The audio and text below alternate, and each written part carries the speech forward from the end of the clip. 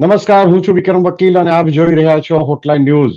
અમેરિકાના Los Angeles વિસ્તારમાં જંગલોમાં છેલ્લા ઘણા દિવસથી આગ સ્પ્રેડ થઈ રહી છે, ફેલાઈ રહી છે અને લાખો કરોડો ડોલરનું નુકસાન થયું છે. એને કારણે મોટા મોટા ફિલ્મ સ્ટારોના ઘર બળી ગયા છે. એમની ગાડીઓ બધી મોંઘામાની ગાડીઓ પણ ડેસ્ટ્રોય થઈ ગઈ છે અને હજારો લોકો ત્યાંથી હિજરત કરી ગયા છે. અમેરિકામાં આવો આગનો દાવાનળ આ કઈ પહેલી વખતની ઘટના નથી. વારંવાર બનતું રહે છે આવું. અને એ લોકો આટલો પ્રગતિશીલ દેશ છે તો પણ એને કોઈનો ઉપાય મળતો નથી. આ બાબતે આપણી સાથે ચર્ચા કરશે આજે જાણીતા પત્રકાર હિમાંશુભાઈ ભટ્ટ. હિમાંશુભાઈ, આજે છેલ્લા કેટલાક દિવસોથી અમેરિકાની આગ હેડલાઇન બની રહી છે અને ખૂબ મોટા પાયે નુકસાન થયું છે. ખાસ તો હોલિવૂડ ના જે સ્ટાર્સ બધા રહેતા હતા એટલે લોકોની ક્યુરિયોસિટી પણ થઈ. ઘણા બધા લોકો તો ત્યાંથી વિસ્થાપિત થઈને બીજે જવું પડ્યું છે. તો આ આગ પાછળનું કારણ શું લાગે છે? કારણ કે આટલા મોટા પાયે અમેરિકામાં વારંવાર આગ લાગતી હોય છે. જંગલો તો આપણા દેશમાં પણ છે, દુનિયામાં વધે જ છે, આપણે પણ ઓસ્ટ્રેલિયા અને અમેરિકામાં વારંવાર આ પ્રકારની આગનો દાવાનળ ફેલાતો હોય છે. આપણે હજારો કિલોમીટર દૂર બેઠા છીએ જી. એટલે આપણને લાગે છે કે આ કુદરતી હોનારત છે. હમ. પણ શું આ કુદરતી હોનારત છે? મારો પાયાનો સવાલ એ છે. આ કુદરતી હોનારત નથી મિત્રો, આ માનવ સર્જિત હોનારત છે. અને એટલે જ આ આગ બુઝાઈ નથી રહી. સામાન્ય સંજોગોમાં બહુ સીધો સાદો કોમન સેન્સનો સવાલ છે. આજે આપણે ઉત્તરાયણની નજીક બેઠા છીએ. આજ કદાચ તમારી પાસે જ્યારે આવશે ત્યારે ઉત્તરાયણનો દિવસ હશે. ઉત્તરાયણના દિવસે આપણે પવનની રૂપ જોઈએ છે અને કેટલી માત્રામાં પવન વહે છે એના ઉપરથી આપણને ખબર પડે કે જો હમણાં અગ્નિ પ્રગટાવ્યો તો કેટલો ફેલશે. 70-80 કિલોમીટરની ઝડપે પવન ફેલાતો હોય અને આગ એકી સામટી આખા રાજ્યમાં ફેલાઈ જાય એ શક્ય છે. પણ એવું કઈ રીતે બને? મારો મૂળભૂત સવાલ છે કે માલિબુના 2 ઘરમાં આગ લાગે. માલિબુ એટલે એક પ્રદેશ, એક વિસ્તાર છે લોસ એન્જલસનો. અને પછી બ્રુકલેનના બીજા 2 વિસ્તારમાં લાગે, પછી ત્રીજામાં લાગે અને 2 દિવસ પછી લોસ એન્જલસ પ્રશાસન તમને એમ કે અમે આ વિકરાળ આગને કાબુમાં લેવામાં 8% સફળ થયા છે. હાથે કરીને લગાવાઈ રહી છે આગ.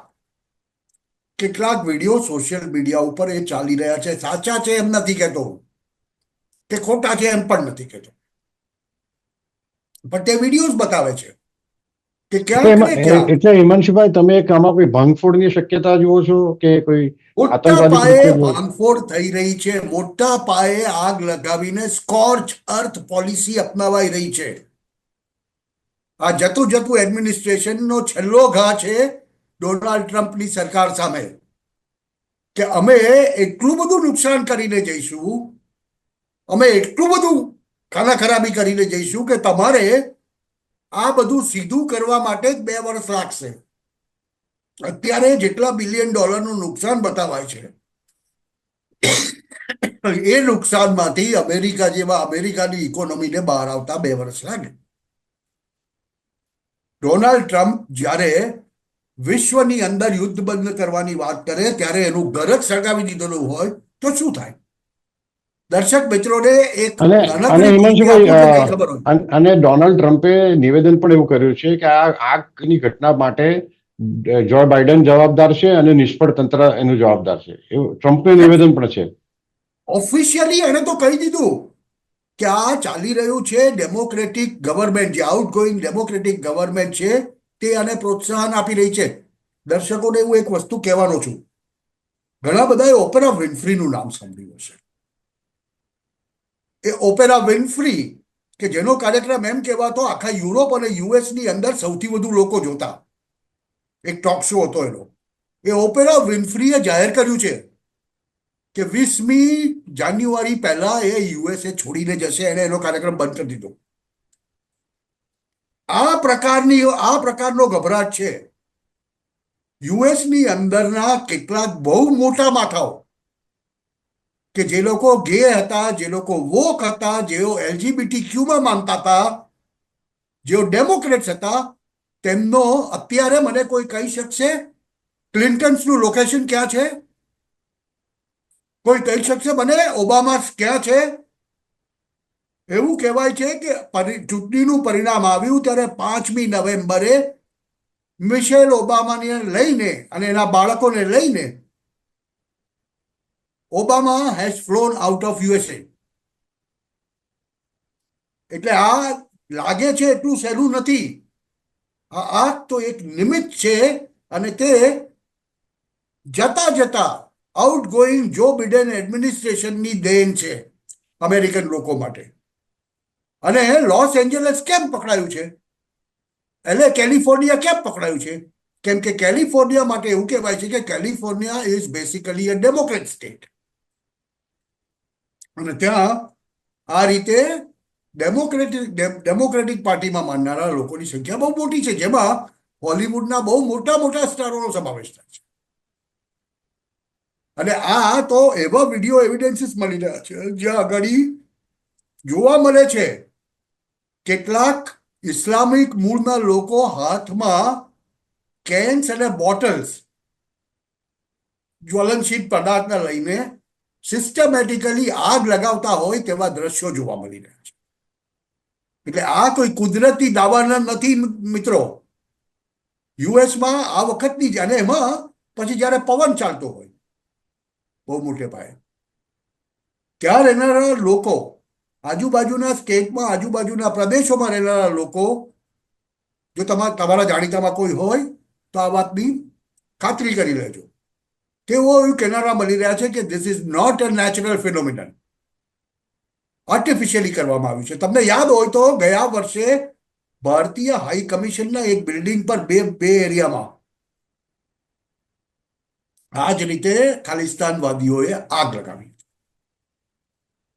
અને આ જતા પહેલાનો આ જે ડીપ સ્ટેટ જતા જતા જે વિનાશ વેરે એ પોતાનાને પણ છોડતા નથી, પોતાના દેશને પણ વાર કરતા જાય છે. તેનું આ સીધું સાદું ઉદાહરણ છે જે મને તો દેખાઈ રહ્યું છે.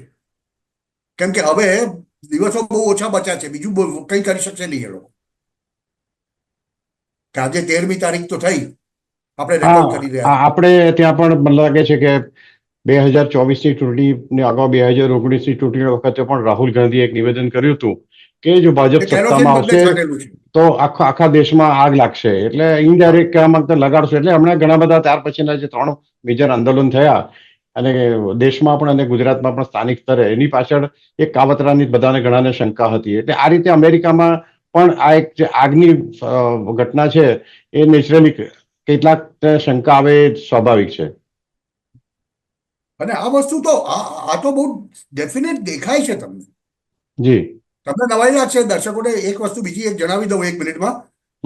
જે નવા સેક્રેટરી ઓફ સ્ટેટ એટલે કે વિદેશ પ્રધાન બનવાના છે યુએસના, તેણે શું ઓર્ડર આપ્યો છે ખબર છે? પહેલો 20મી જાન્યુઆરી 12:05 પહેલા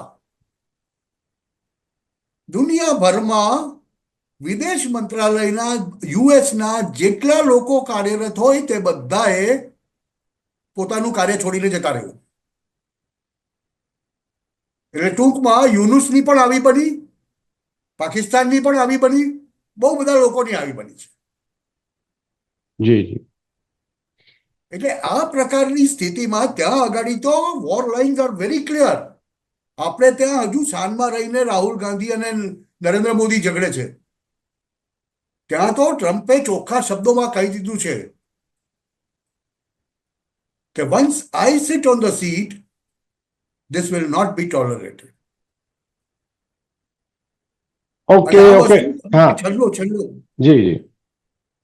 આ એક છેલ્લો ઘા છે કે જેના દ્વારા કરોડો અબજ ડોલરનું નુકસાન એ લોકો ભોગવી રહ્યા છે. પોતાના જ દેશને. બહુ સાચી વાત છે મનસુખભાઈ, તમે અમારી સાથે જોડાયા એક બદલ ખૂબ ખૂબ આભાર. Thank you very much.